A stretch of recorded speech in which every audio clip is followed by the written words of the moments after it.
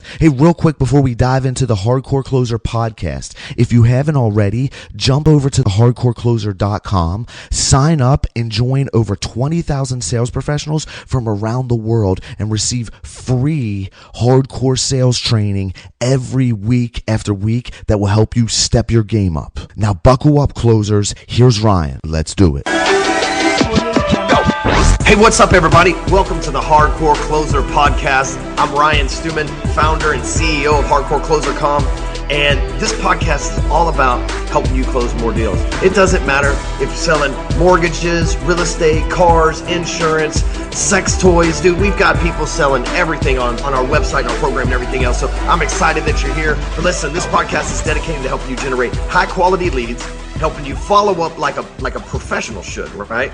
Close sales like a boss, and then create a raving fan base, right? I mean, there's nothing better than your referral and repeat customers just coming back and sending you everybody they know, sending you friends, all that stuff. We're going to talk about all that today on this episode and also in the future as well. So I'm excited to have you here. This is our inaugural episode, number 1, baby, right?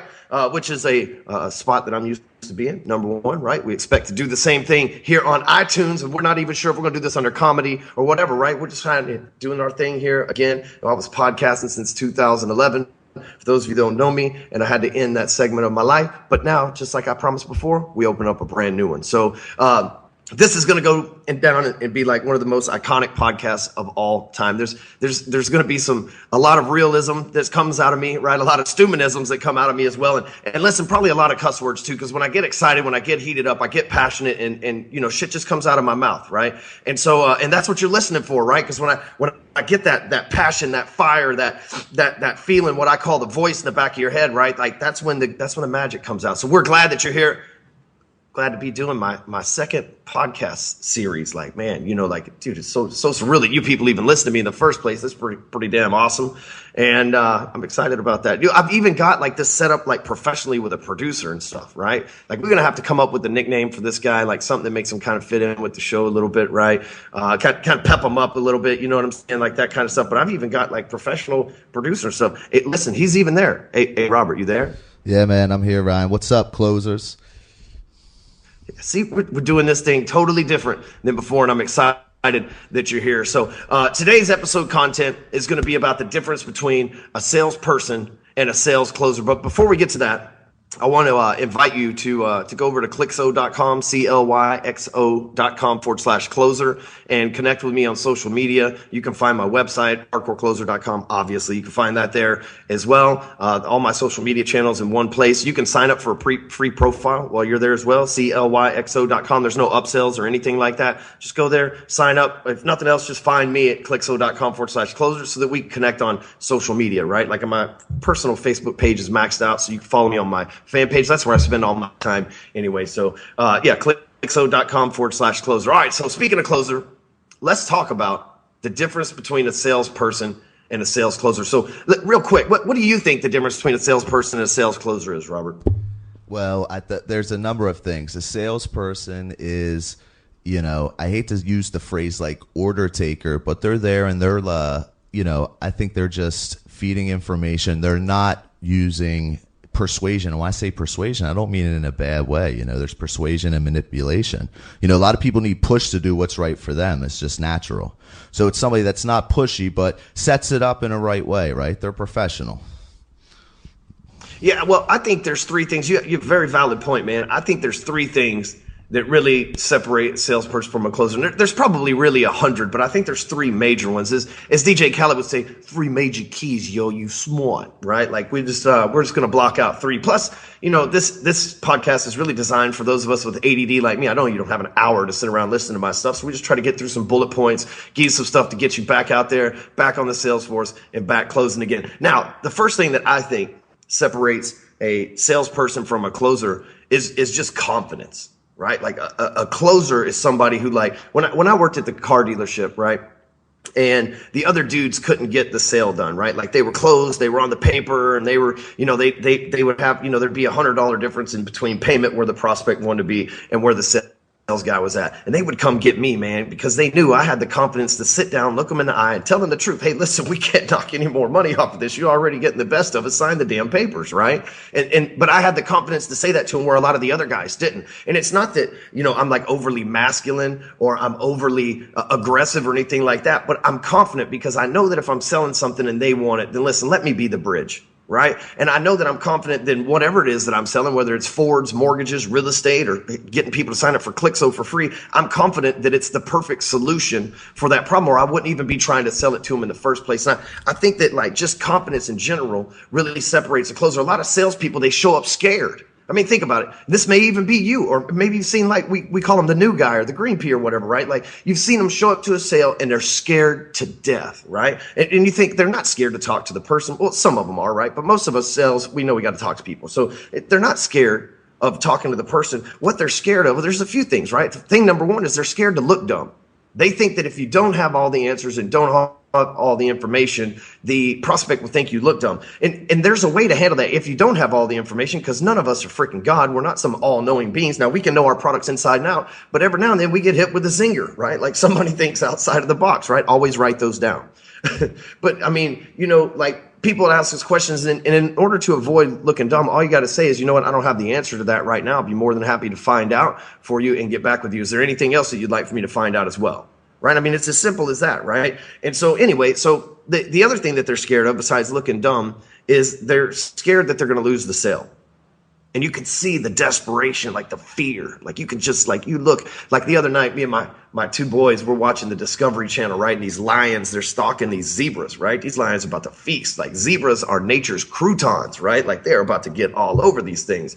And so I was trying to explain, my boys didn't know what crouton was. So I was saying zebras are like nature's hamburgers, right? Like the lion, he just goes eat a zebra. Like we just eat hamburgers, right? So that's what we had for dinner. Within a couple of minutes, we're all sitting here watching these lions take off and eat these zebras, and we're all going, hamburgers! Like Amy was having a blast, right? It was a very masculine moment here in the Stewman penthouse. But so the reason why I say that is a closer goes in with that confidence. That lion wasn't worried if that zebra kicked him, right? Or maybe the zebra could outrun him. The lion just went in there. It's like, I'm about to eat me some freaking horse. That's what's going down. African horse is about to get ate right now. And I'm not stopping until I get some horse in my mouth, right? Like he was ready for that zebra. And that's the same tenacity a closer approaches, because you're confident, hey, I'm going to close this sale, right? No matter how hard they run, no matter how hard they push, if I have what's perfect for their situation, a closer knows to go in and close that sale. However, a salesperson goes in and they have fear. What if I blow the sale? What if it's too high a price? What if they don't like it? What if they don't like me? Right? And they worry about all this other stuff that could potentially keep them from a check. But the truth is that worrying is exactly what keeps them from their check. Isn't that ironic? Right? Don't you think? Well, hey, so, Stewman, let me ask you a question. Sorry to cut you off, but let's talk. You're talking about confidence, and that's really good.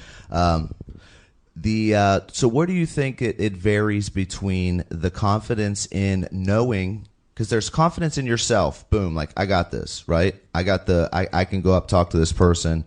I got the confidence to look confident. But then it's the confidence in your solution, right? Like, where does it lie, the importance in that? Does the having confidence, complete confidence in your solution, your product, whatever, does that then reflect back to probably self-confidence as well, right? Meaning, like, you're going to have more self-confidence if you're that sold on your solution as it's the perfect for them. Yeah, absolutely. And that's important. I think where my confidence has come from with anything is I just go all in, right? A friend of mine, he still says, anything worth doing is worth doing in excess, right? And so you think about that, right? A lot of people, they'll go to work for a Honda dealer and they'll drive a Ford. A lot of people will go to work for a real estate brokerage and say they want to do luxury properties, but they, selling low-end homes in the neighborhoods and things like that. And so a lot of people, they don't go all in. When I sold Fords, I drove a Lincoln. I drove the most expensive Ford they made, right? I drove a Lincoln. And so because I wanted to be able to tell my customers, hey, I've had this same experience. It solves my problems. It takes me back and forth. When I did mortgages, like right now, I lease places, right? I'm not into buying real estate other than for investment purposes, but my primary residence I lease. But when I did mortgages, I always owned a house. I just last year sold my last 2 houses off. And so I've always owned a home, because how am I going to tell you to get a mortgage if I don't have one? Yeah, it's like you got to get high on your own supply. You really do, but you have to have the belief, and you can't go halfway in, because halfway in gets about half the income that you should bring in, right? Like if you're going half-ass on something, like you're driving a Honda, you really don't know what it's like to drive a Ford back and forth. If you're telling people you sell real estate, but really by night you're waiting tables, right? You're giving yourself an out. I know every time in my life that I've given myself an out, I'll take it, dude. That's just weird. What is the Joico, the Navy SEAL guy? He says, the body tells you when it wants to quit, but you're only 40% of the way there, right? And so anytime you give yourself a safety blanket, you get 40% of the way there, and you're like, it's safety blanket, I'll just quit, right? But in reality, you have another 60% that you can push your body to more than 2 times where your body starts telling you to quit. Same thing applies in everything else. But yes, confidence definitely comes from knowing your product, but just being bought in. That's one of the reasons in multi-level marketing, like they make you, if you're going to make money off of it, doesn't matter if you have 1 million people in your downline, you still have to take the drug, the lotion, the potion, the drink, whatever it is that they peddle. Right? You still have to do that because they want you leading by example. Yes, part of that is recurring income, and that is a great bonus of that. But how could you be out there telling people that your magic pills change lives and make your dick 12 inches longer if your dick's not 12 inches longer and your life hadn't been changed? You know what I'm saying? Perfect. You feel me? Absolutely, man. So confidence is huge, and that's where the confidence comes from, right? The second thing is that separates a salesperson from a closer is the fact that, they don't talk, right? Like closers really don't have to be like good talkers. It helps, but you don't have to be that way, right? And so the second thing that separates is a closer listens to the prospect, whereas the salesperson talks to the prospect. Every time that I've had one of my salespeople record a phone call and they say, man, I've blown this sale. I don't know what happened. I thought it was a lay down. This guy was all in. I blew it. It's like, you talk too damn much. You're over here telling people that we got a product called Break Free Academy Digital with 114 videos in it. Who in the hell has time at the level of people that we're bringing in our funnels to watch 114 videos? You're talking too much. What you should have told him is he could have watched one video, had a funnel up within an hour. He wants purchase leads. So just get him on that. So one video, 1 hour, you have your whole shit set up. A couple hours later, leads start coming in when Facebook approves your ad. Closer listens, like we fact find. And the way to listen, right, is you got to get the client, prospect, whatever you want to call them, talking. And so what I do in order to get people talking, you have to do what? You have to ask questions. So I ask people questions, and one of the biggest questions I ask, or the question that I always ask first, is what made you decide to reach out? I mean, it's hard as hell for people to make a decision anyway. And if I can get them to say anything in reply to that statement, what made you decide to reach out? Then it insinuates that they've already made a decision. The good news, that decision involves me. So we've already established that they've made a decision with me involved, right? Well, that starts a really smooth flow for me to ask and continue to ask questions too. I set an agenda with them in the beginning too. Hey, I'm going to ask some questions. This is an interview to see what I can do for you. And it's as simple as that. I've never had anybody go, no, dude, I don't want to be interviewed. No, man, you can't ask me questions. No, let me ask you some questions. I'm not the one that's on trial here. You already know my credentials when you show up in my funnel, right? You've already read a sales letter, seen a video, maybe been following me for a while or whatever. So when people show up to my funnels, like they know who I am. They obviously, with a name like Hardcore Closer, they expect to be a pretty serious damn sales conversation, right? But I still have to figure out they're not looking for sales training. Nobody rolls over in the middle of the night and says, hey man, honey, I love you. And I was thinking about some sales training, right? That's just not a normal conversation that couples or family members have at the dinner table. But what they do say is, honey, I've been stuck making $50,000 a year for the last 5 years. And, it seems like with inflation and everything else going up, we're not getting ahead. We're falling behind. I need to do something to up my sales game to where I can make some more money or find a side hustle or something like that, right? That's the type of conversation I find it. But I need to figure out what it is that's kept them stuck. So I have to ask them questions. And that's what really separates. Because a lot of salesmen, they're scared of dead air.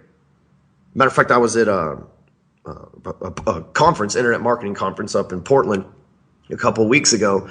And my buddy Christopher John Stubbs, a longtime friend of mine, fellow warrior, actually, helped shape some of the personal development side of my life. And he was up there, and he was one of the guys that had just surprise stopped by. And when he talks, he gets quiet for a minute. Almost to like an uncomfortable silence. Like, how on Family Guy, like they'll do something and they'll draw it out like maybe 30 seconds longer than you would expect it to be kind of drawn out. It's like that. Like you expect him to be quiet for a second, but dude might be quiet for 2 or 3 minutes, but he's totally comfortable in it. And he's a killer salesperson too, killer closer, right? But he doesn't have to always have that dead air field. He's comfortable with silence. Closers, they can be comfortable with, let me think about that for just 1 second, because that's a very valid question, right? Slow the process down. But you got to listen to the prospect's needs, right? A salesman's always talking about features, right? If I walk into the AT&T store that I can see from my window here, if I walk down to the AT&T store and the guy tries to sell me on a bunch of features, with an Android phone's got way more features than an iPhone, right? Way more features. They're totally cooler phones, like the way they look, the different styles, like they're awesome, right? And they've got way more features. But I need something that I can plug into my iCloud and set my phone exactly up the way it is right now. And I can't do that if I switch to Android. So he could sell me all the features in the world and have the coolest phone ever. But if he's not meeting my needs, I'm not going to buy it, because that looks like work to me and I ain't got time to do that shit, right? And so, but if he sees that I have an iPhone and he's educated in his customers and he knows that when you have an iPhone, all you got to do is plug into iCloud and it'll turn the old phone, the new phone into the old phone, right? Then he can easily say, oh, if you're a busy person, dude, we could get you switched out the phone. You'll be in and out of here in 30 seconds. Boom, 30 minutes, whatever it takes. I'm done. But he has to listen to my needs, right? If I tell him I need a fancy, anyway. So I could go on about that forever. The fact is that closers listen, right? And the thing is, it's so refreshing from the prospect side for you to actually listen to them, because most people don't even listen, right? Most people are too busy running their mouth, talking about features, talking about things that don't matter to the prospect, trying to impress them with their product knowledge or freaking I'm smarter than you mentality and shit like that, right? Or trying to, be overly aggressive towards them or whatever the case may be. It's a breath of fresh air when you ask questions, because people want to talk. People fucking pay therapists to talk, right? They'll pay somebody $250 an hour to go sit on a couch and bitch, to go sit on the couch and have somebody listen to them, because their spouse don't listen to them, their kids don't listen to them, their employees don't listen to them, their assistants don't listen to them, nobody fucking listens to them. So if you'll just be the nice sales guy and come in there and listen to them, you'll turn into a closer. They want to talk. They want to tell you what their problem is. But if you go on spouting out a bunch of features acting like some cocky ass salesperson, it's not going to work for you, right? They're going to put their guard up.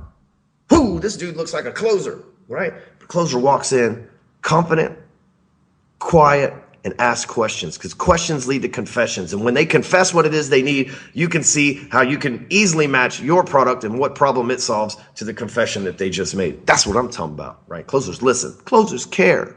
It's true, though, because you that's what you're basically doing, is you're showing them you care. Right? You're showing them like, hey, I care about you enough to listen to you and uncover your needs, instead of doing a bunch of fucking feature dump over here and a bunch of shit that you don't need to care about anyway. Who cares if the car has like easy access, baby seats? You don't even have any kids. Who cares if this house has a pool? You don't even like to swim. Who cares if this house has an outdoor gazebo? You're an albino. You don't even go outdoors. Right? Like they're just trying to throw all these features and stuff. So that's the thing. So number 3, the closer. So this really ties in with the other ones, but the closer asks questions, right? Before talk about listening to their needs, and we'll move on to 3. I got a little ahead of myself there, right? But number 3 is the closer asks questions, right? Because like I was saying before, questions lead to confessions. But here's the most important part of asking questions. Remember this. This is like a this is like pi, right? Like a mathematical equation to some fancy shit, right? Whoever says the most amount of words in a sales conversation loses. Okay? If you track any sales conversation and you listen to whoever says the most amount of words, that's the person that ends up getting closed. Now, sometimes you might think, well, I talk the whole time and I close people, and then they end up getting you to do all these extra favors for them, and they run you over like you ain't nothing, because you talk too much, and they know you'll keep talking, and they know all they got to do is ask you questions, and you'll start confessing to murders left and right, and they can convict you and get you the way they need you. But see, going in and asking questions, man, that puts you in a position of like a sales sniper. What makes you even better and what qualifies you as a closer? What if you have these questions prepared? When we run our real estate funnels, basically our offers, Facebook page, some fancy copy, they click a link gives them some more copy. They enter their email address, phone number, and all that stuff inside the funnel. And then on the back end, we send them a survey. It's a 6-question survey. It's not 6 features about the neighborhood. It's 6 questions for us to get to know them. 6 easy questions too, like when you moving, how much money you got, what neighborhoods you like, you got a real estate agent, you got a loan officer. We're just trying to figure out what the hell they're up to. But if we just started immediately selling them, and we're talking about buying a house tomorrow, and we don't know that their time frame to move is 6 months from now, then we're not selling to them, right? We're on their nerves because we're trying to get them to do something that they're not ready to do yet.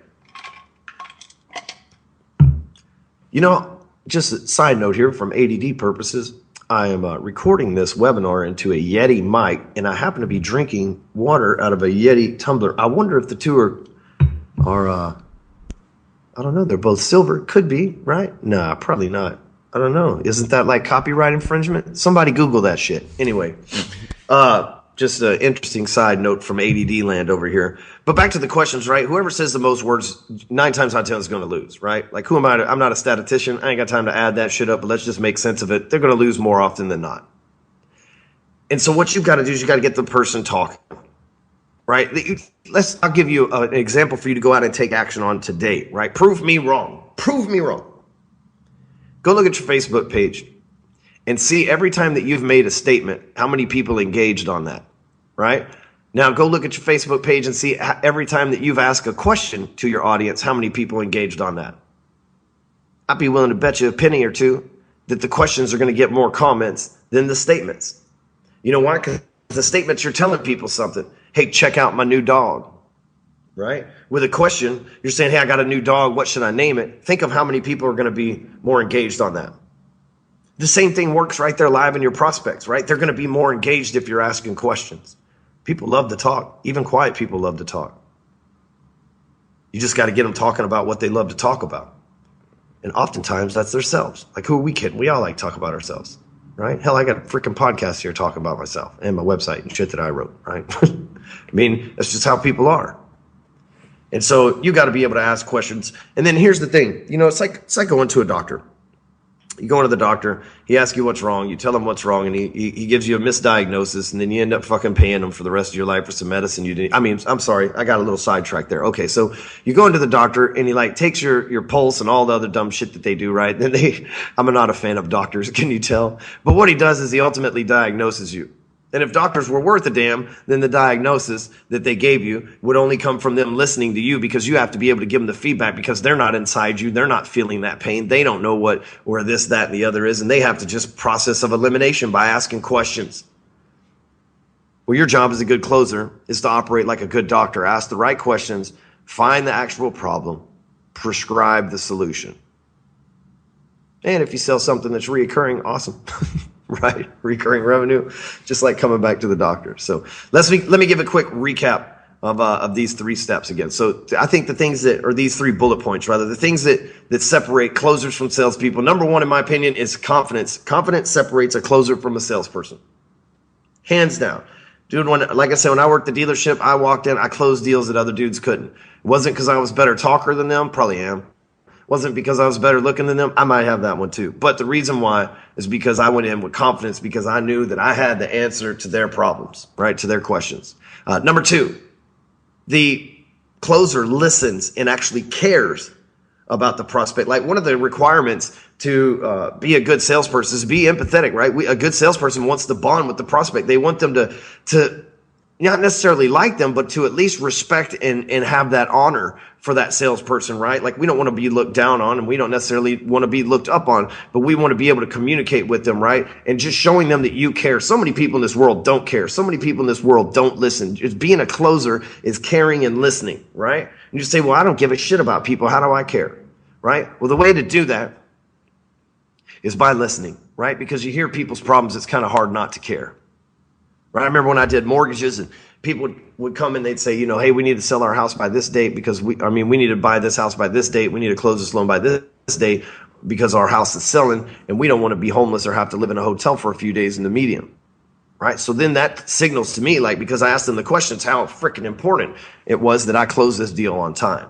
Where some people don't even ask them about their situations, don't know anything about that. They think, oh, it's just a couple extra days. What's it matter?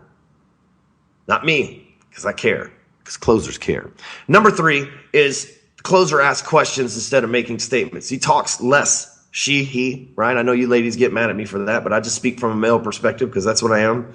But I mean, back to this, like the closer asks questions instead of making statements. It's because you want to talk the least amount possible. You want to uncover as many facts as possible. When you watch a CSI episode, they don't like talk somebody into confessing. They ask them questions. Where were you on the night of the 16th? Do you have an alibi? Who else was there?